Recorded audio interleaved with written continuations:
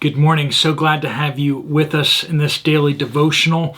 Today is going to be a little bit different. We are going to be covering the crucifixion of Jesus. So we're going to be doing things a little bit differently this morning. I'm going to read through the whole passage so we can just kind of meditate on it, just absorb it. And then afterwards, I won't go back and nitpick it. What I'm going to do is I'm going to just give you some thoughts. And so what I ask you to do today is to just meditate upon what Jesus did on the cross for you and the meaning of it. So let's open with a word of prayer and confession, and then let's just read and just kind of meditate, soak in the scene there at the cross. Lord God, the fulfillment of all history, your Son coming to earth, and then as he pointed to all his life, he said, I came here to give my life as a ransom for many. Lord, help us to just absorb what you did. And Lord, let it change us. Lord, we are sinners. And we want to confess our sin, seeking your forgiveness now.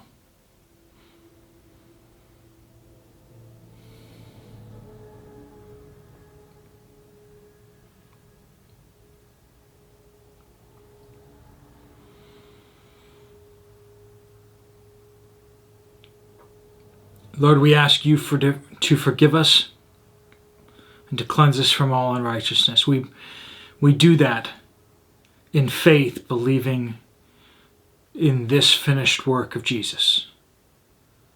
We pray these things in his name. Amen. All right, we are going to be picking up in John chapter 19, starting at the very end of chapter 16. Then they took Jesus away. Carrying the cross by himself, he went out to what is called Place of the Skull, which in Aramaic is called Golgotha. There they crucified him and two others with him, one on either side, with Jesus in the middle. Pilate also had a sign made and put on the cross. It said, Jesus of Nazareth, the King of the Jews. Many of the Jews read this sign because the place where Jesus was crucified was near the city, and it was written in Aramaic, in Latin, and in Greek. So the chief priests of the Jews said to Pilate, Don't write the King of the Jews, but that he said, I am King of the Jews. Pilate replied, What I have written, I have written. When the soldiers crucified Jesus, they took his clothes and divided them into 4 parts, a part for each soldier. They also took the tunic, which was seamless, woven in one piece from the top. So they said to one another, Let's not tear it, but cast lots for it, to see who gets it. This happened that the scripture might be fulfilled that says, They divided my clothes among themselves, and they cast lots for my clothing. This is what the soldiers did. Standing by the cross of Jesus were his mother's sister, Mary, the wife of Clopas, and Mary Magdalene. When Jesus saw his mother and the disciple he loved, speaking of John, standing there, he said to his mother, Woman, here is your son. Speaking of John. Then he said to the disciple, Here is your mother. And from that hour the disciple took her into his home. After this, when Jesus knew that everything was now finished, that the scripture might be fulfilled, he said, I'm thirsty. A jar full of sour wine was sitting there, so they fixed a sponge full of sour wine on it, on a hyssop branch and held it up to his mouth. When Jesus had received the sour wine, he said, "It is finished." Then bowing his head, he gave up his spirit.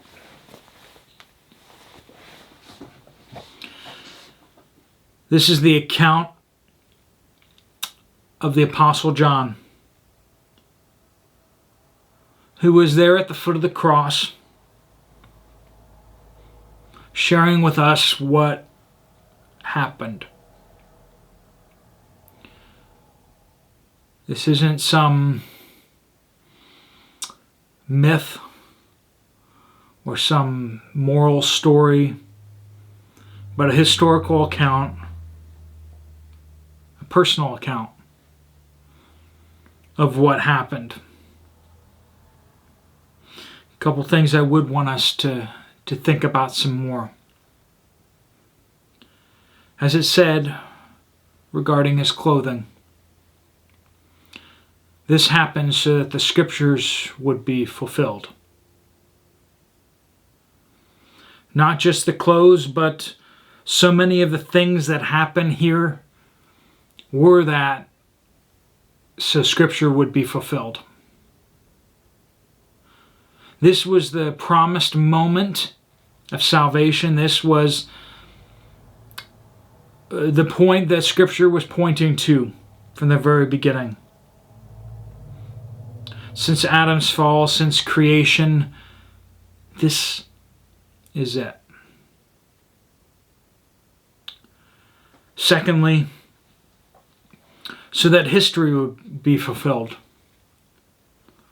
The story of all humankind, the story of the world, this is the culminating moment. There's a reason why we even count our dates before Christ and after Christ. So often in old books and everything like that, you hear year of our Lord, such and such a date.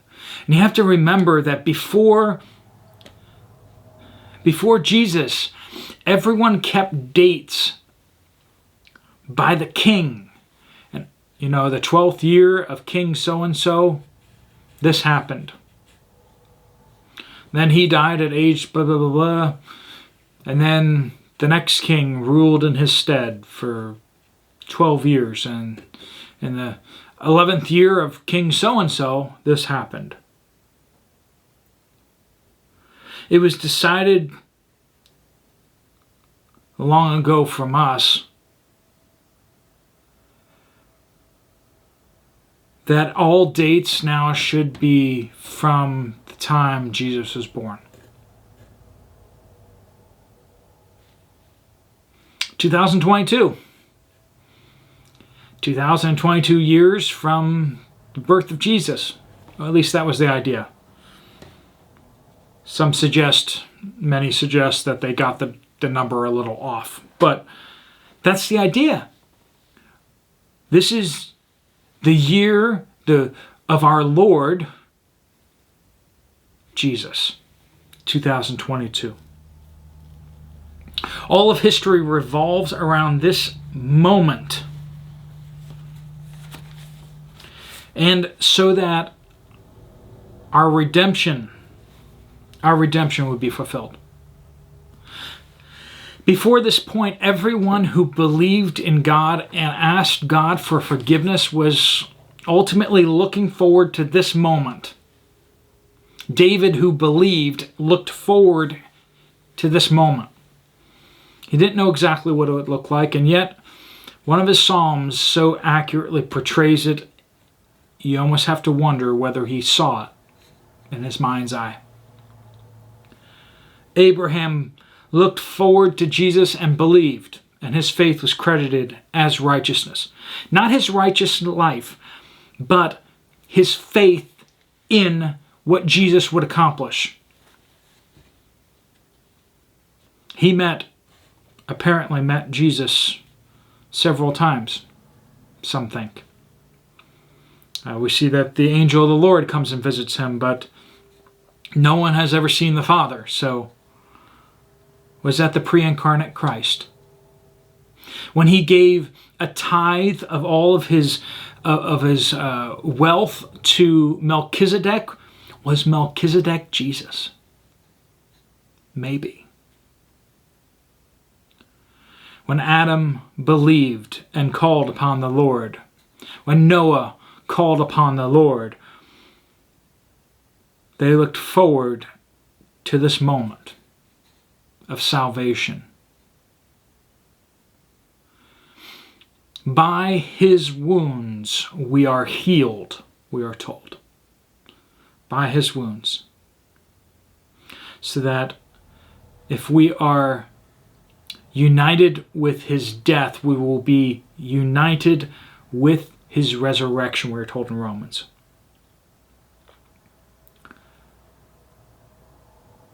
So today, just mull on that. Think that over. Think of what Jesus did.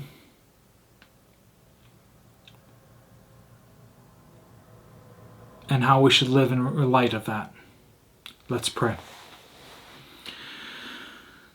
Lord God, we praise you and we thank you that you accomplished what we could not accomplish for ourselves. That you saved us when we were incapable of saving ourselves. That though we deserve death and hell, in Jesus we can be forgiven of our sins. That we are so unworthy. And we still don't know why. We can't understand why you love us so. But Lord, help us to never forget, to never stop feeling. Every moment that we say, but Lord, do you love us? Lord, help us to remember this moment on the cross where you proved beyond any shadow of a doubt of how much you love us. Fill our hearts with your love. And help us to preach this good news to the ends of the earth. That we pray all these things in Jesus' mighty and powerful name. Amen.